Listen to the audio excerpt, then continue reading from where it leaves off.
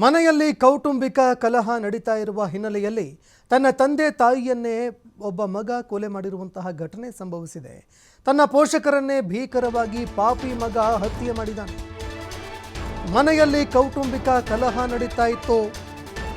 ಆದರೆ ಕೌಟುಂಬಿಕ ಕಲಹಕ್ಕೆ ಪೋಷಕರನ್ನೇ ಮಗ ಭೀಕರವಾಗಿ ಹತ್ಯೆ ಮಾಡಿದ್ದಾನೆ. ಎಚ್ಎಎಲ್ ಪೊಲೀಸ್ ಠಾಣಾ ವ್ಯಾಪ್ತಿಯಲ್ಲಿ ನಡೆದಿರುವಂತಹ ಘಟನೆ ಇದು. ವಿಜ್ಞಾನ ನಗರದ ಆದರ್ಶ ವಿಸ್ತಾ ಅಪಾರ್ಟ್ಮೆಂಟ್ನಲ್ಲಿ ಈ ಘಟನೆ ಸಂಭವಿಸಿದೆ. ತಂದೆ ನಿವೃತ್ತ ನೇವಿ ಕ್ಯಾಪ್ಟನ್ ಆಗಿದ್ದಾರೆ. ತಾಯಿ ದಂತ ವೈದ್ಯೆಯಾಗಿದ್ದರು. ನವೀನ್ ಚಂದ್ರ ಭಟ್, ಡಾಕ್ಟರ್ ಶ್ಯಾಮಲಾ ಭಟ್ ಅವರು ಸಾವಿಗೀಡಾಗಿದ್ದಾರೆ. ಮಗ ರೋಹನ್ ಚಂದ್ರ ಭಟ್ ಹತ್ಯೆ ಮಾಡಿದಂತಹ ಆರೋಪಿ. ಕೌಟುಂಬಿಕ ಕಲಹ ಇತ್ತು. ಇದೇ ಕಾರಣಕ್ಕಾಗಿ ತನ್ನ ಹೆತ್ತವರನ್ನೇ ಮಗ ಭೀಕರವಾಗಿ ಹತ್ಯೆ ಮಾಡಿದ್ದಾನೆ. ತಂದೆ ನಿವೃತ್ತ ನೇವಿ ಕ್ಯಾಪ್ಟನ್ನು, ತಾಯಿ ದಂತ ವೈದ್ಯೆ. ನವೀನ್ ಚಂದ್ರ ಭಟ್, ಡಾಕ್ಟರ್ ಶ್ಯಾಮಲಾ ಭಟ್ ಅವರನ್ನು ಕೊಲೆ ಮಾಡಿದ್ದಾನೆ. ಇನ್ನು ಹತ್ಯೆ ಮಾಡಿರುವಂತಹ ಮಗ ರೋಹನ್ ಚಂದ್ರ ಭಟ್ನನ್ನು ಪೊಲೀಸ್ ಅಧಿಕಾರಿಗಳು ವಶಕ್ಕೆ ಪಡ್ಕೊಂಡಿದ್ದಾರೆ. ಯಾವಾಗ ಈ ವಿಚಾರಕ್ಕೆ ಸಂಬಂಧಪಟ್ಟಂತೆ ತನಿಖೆ ಮಾಡೋದಕ್ಕೆ ಮುಂದಾದರು, ಬಾಯಿ ಬಿಡಿಸಿದ್ರು. ಆಗ ಮನೆಯಲ್ಲಿ ಗಲಾಟೆ ಆಗ್ತಾ ಇತ್ತು.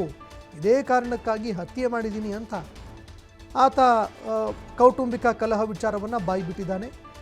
ಹೀಗಾಗಿ ಮನೆಯಲ್ಲಿ ನಡೀತಾ ಇದ್ದಂತಹ ಗಲಾಟೆಗೆ ಹೆತ್ತವರನ್ನೇ ಪಾಪಿ ಮಗ ಕೊಂದು ಹಾಕಿದ್ದಾನೆ. ಇದೀಗ ಮಗನನ್ನು ಅರೆಸ್ಟ್ ಮಾಡಿರುವಂತಹ ಅಧಿಕಾರಿಗಳು ಪ್ರಕರಣದ ತನಿಖೆ ಮುಂದುವರೆಸಿದ್ದಾರೆ. ಈ ಬಗ್ಗೆ ಮತ್ತಷ್ಟು ಮಾಹಿತಿ ಕೊಡ್ತಾರೆ ಪ್ರತಿನಿಧಿ ಸಂತೋಷ್, ಫೋನ್ ಸಂಪರ್ಕದಲ್ಲಿ ಜಾಯ್ನ್ ಆಗಿದ್ದಾರೆ. ಸಂತೋಷ್, ತನ್ನ ಹೆತ್ತ ತಂದೆ ತಾಯಿಯನ್ನೇ ಮಗ ಕೊಂದು ಹಾಕಿರುವಂತಹ ಘಟನೆ ಸಂಭವಿಸಿದೆ. ಏನಿದು ಪ್ರಕರಣ? ಯಾವ ಕಾರಣಕ್ಕೆ ಕೊಂದು ಹಾಕಿದ್ದಾರೆ? ಈ ಬಗ್ಗೆ ಮತ್ತಷ್ಟು ಮಾಹಿತಿ ಕೊಡೋದಾದ್ರೆ.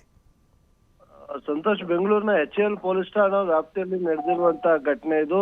ಸೊ ಈ ಪ್ರಕರಣದಲ್ಲಿ ಏನು ಮಗನೇ ಅಪ್ಪ ಮತ್ತು ಅಮ್ಮನನ್ನ ಹತ್ಯೆಯನ್ನು ಮಾಡಿರುವಂತದ್ದು ಕೌಟುಂಬಿಕ ಕಲಹದ ಹಿನ್ನೆಲೆ. ಸಾಫ್ಟ್ವೇರ್ ಇಂಜಿನಿಯರ್ ಆಗಿ ಕೆಲಸವನ್ನು ಮಾಡ್ತಿದ್ದ ರೋಹಿತ್ ಭಟ್ ಅಂತ ಏನಿದೆ, ಈತ ನಿವೃತ್ತ ನೇವಿ ಕ್ಯಾಪ್ಟನ್ ಆಗಿದ್ದಂಥವ್ರು ಮತ್ತು ಅವರ ತಾಯಿ ಡೆಂಟಲ್ ಡಾಕ್ಟರ್ ಆಗಿರ್ತಾರೆ.